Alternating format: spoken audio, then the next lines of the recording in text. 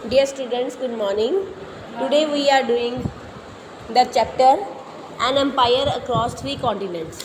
इस चैप्टर का मैं पेज नंबर 68 से आपके साथ मतलब आगे कंटिन्यू कर रही हूँ बेटा. तो लेट अस डू दिस. तो टॉपिक है हमारा कंट्रोलिंग वर्कर्स. तो इसमें देखिए स्लेवरी को आपको पता है ना, दास्ता होती है स्लेवरी, दास सिस्टम, दास्ता जो होती है स्लेवरी, वो उस टाइम रोम में काफ़ी ज़्यादा थी स्लेवरी. ठीक है. बोथ इन द स्लेवरी रोम में मेडिटेरियन सी वाली तरफ और नियर ईस्ट उत्तर में, जो उत्तर दिशा है ना उस तरफ, दोनों तरफ स्लेवरी थी रोम में. और जब वहाँ पे क्रिश्चियन धर्म आ गया, उन लोगों ने भी कोई सीरियसली कोई चैलेंज नहीं लिया इस इंस्टीट्यूशन ने भी स्लेवरी को ख़त्म करने के लिए. जबकि क्रिश्चियन रिलीजन वालों से ये उम्मीद की जाती है कि शायद वो स्लेवरी को ख़त्म करने के लिए कुछ करेंगे, पर उन्होंने भी कुछ नहीं किया. ठीक है. It does not follow that the bulk of the labour in the Roman economy was performed by slaves. जितना भी रोमन इकॉनमी में लेबर का काम था वो सारा स्लेव से करवाया जाता था. मजदूरी सारी स्लेव्स करते थे रोमन इकॉनमी में. ठीक है. कहते ये चीज़ इटली में भी थी. इटली का जिस टाइम वहाँ पे रिपब्लिक था ना, उस टाइम भी ये चीज़ थी. अगस्तस फर्स्ट राजा है, आपको याद है रोम का. उस टाइम पॉपुलेशन 7.5 मिलियन थी, पर उसमें से 3 मिलियन लोग स्लेव थे. ठीक है. कहते but it was no longer. पर ये सारे एम्पायर में नहीं था. एम्पायर के किसी पार्ट में स्लेवरी ज़्यादा थी, किसी पार्ट में कम थी. स्लेव्स को से स्लेवरी करवाना एक इन्वेस्टमेंट माना जाता था. अगर किसी के पास जितने ज़्यादा स्लेव है उसकी उतनी ज़्यादा इन्वेस्टमेंट की हुई है. एंड रोमन एग्रीकल्चरल राइटर जो है वो क्या राइट करते हैं, रोमन एग्रीकल्चर राइटर्स तो क्या कहते हैं कि land owner asked using them in context where too many might be required. कहते जब हार्वेस्ट के टाइम पे बहुत ज़्यादा स्लेव्स की ज़रूरत पड़ती थी, और चाहे उनकी हेल्थ भी डैमेज क्यों ना हो मलेरिया वगैरह वगैरह से, उन लोगों को कोई भी सिंपैथी उनके साथ नहीं होती थी. स्लेव्स को करनी ही पड़ता था, काम करना ही पड़ता था. और जो रोमन अपर क्लास है वो उनके साथ स्लेव्स के साथ ब्रूचल, बहुत ही सख्त व्यवहार भी करते थे. जो ऑर्डिनरी पीपल हैं, आम लोग हैं, वो भी इसके साथ कोई ज़्यादा लगाव नहीं दिखाते थे. उनको कोई फ़र्क नहीं पड़ता था चाहे स्लेव के साथ कितना मर्जी बुरा व्यवहार किया जाता था. तो कहते उसके बाद नेक्स्ट देखते हैं. यहाँ पे ना साइड पे एक इंसिडेंस है जो यहाँ पे लाइन लिखी हुई. एक नीरो एक राइटर ने एक इंसिडेंस लिखा है इस साइड पे. देखो एक मिनट. स्लेव्स के बारे में इंसिडेंस है कि आफ्टर द मर्डर क्या है ये कि कई बार एंशियंट कस्टम, अगर कोई स्लेव किसी अपने मालिक का मर्डर कर देता था तो सारे स्लेव्स को एक साथ सज़ा दे दी जाती थी.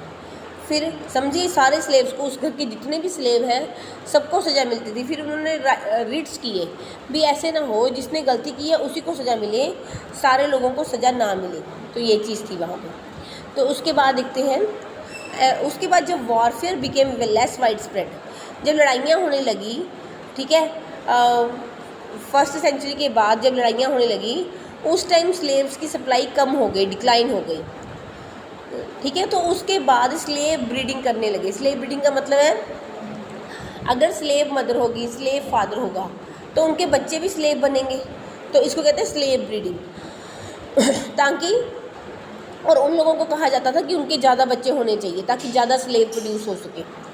और स्लेव की कमी होने के लिए उन्होंने क्या किया, पूरी करने के लिए सस्ते सब्स्टिट्यूट ढूंढे, जैसे वेज लेबर, मजदूरी दे के काम करवाना, क्योंकि स्लेव्स कम हो गए थे वो.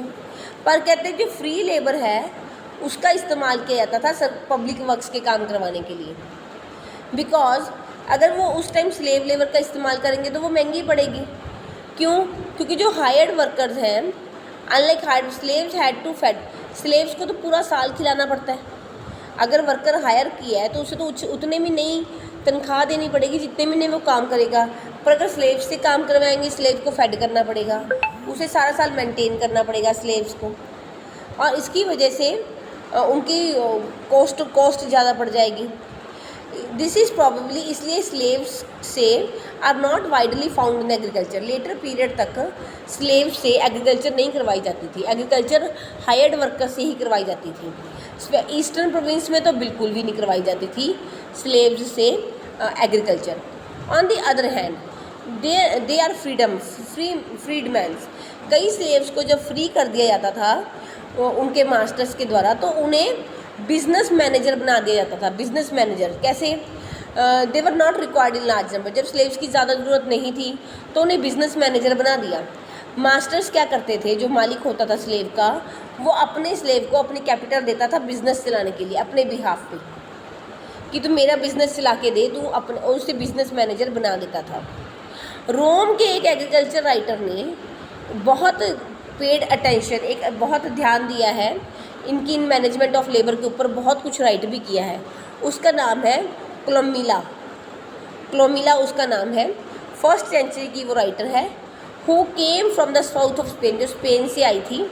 उसने क्या राइट किया है कि लैंड ओनर जो थे वो अपने पास एक्स्ट्रा इम्प्लीमेंट और टूल्स रखते थे, जितने चाहिए होते थे उससे दुगने रखते थे, ताकि अगर स्लेव ना हो तो वो इन आइटम्स का इस्तेमाल कर सकें। There was a presumption, क्योंकि ये लोगों की सोच थी। जस्ट वेट बेटा,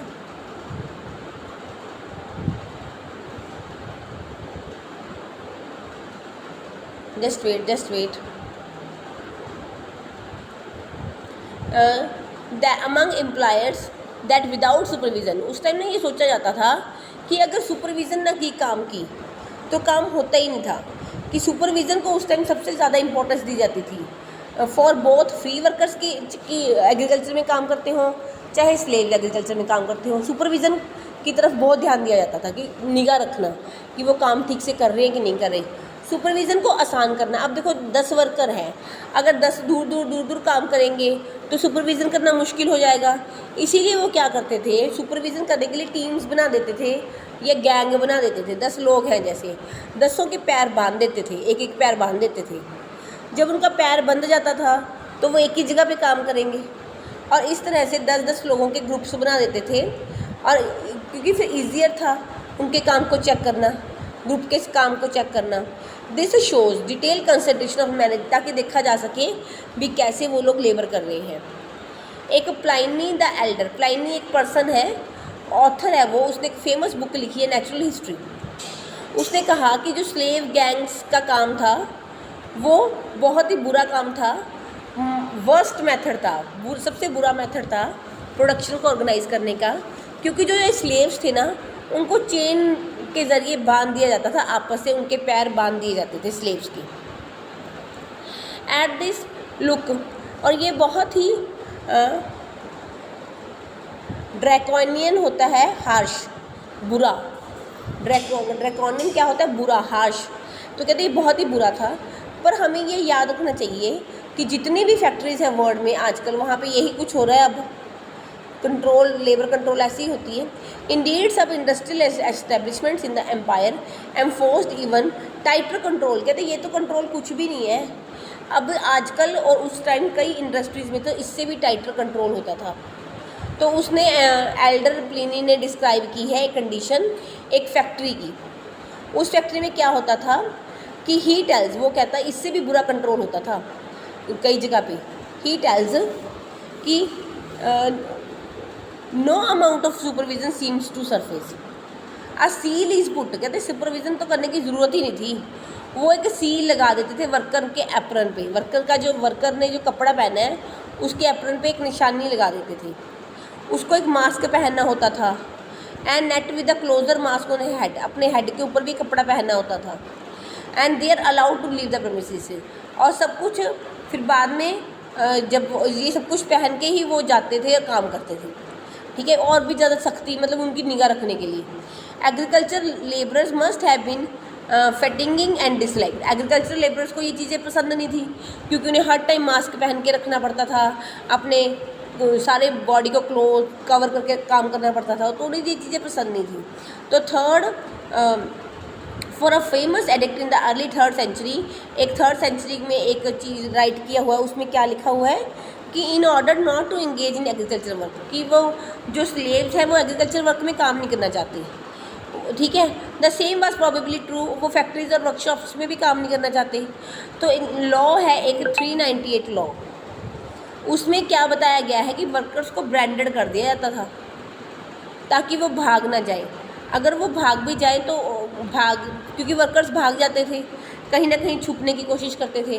तो जो प्राइवेट एम्प्लॉयर्स हैं वो क्या करते थे, cast there agreement with the worker in the form of dept contract to be able to claim that there employ वर इन डेप्ट। यहाँ तक कि अगर एम्प्लॉय के ऊपर कर्जा है तो वो वर्कर को चुकाना पड़ेगा, ठीक है। और इसलिए वो वर्कर के ऊपर पूरा टाइटर कंट्रोल रखते थे। कहते thousand surrender themselves in work.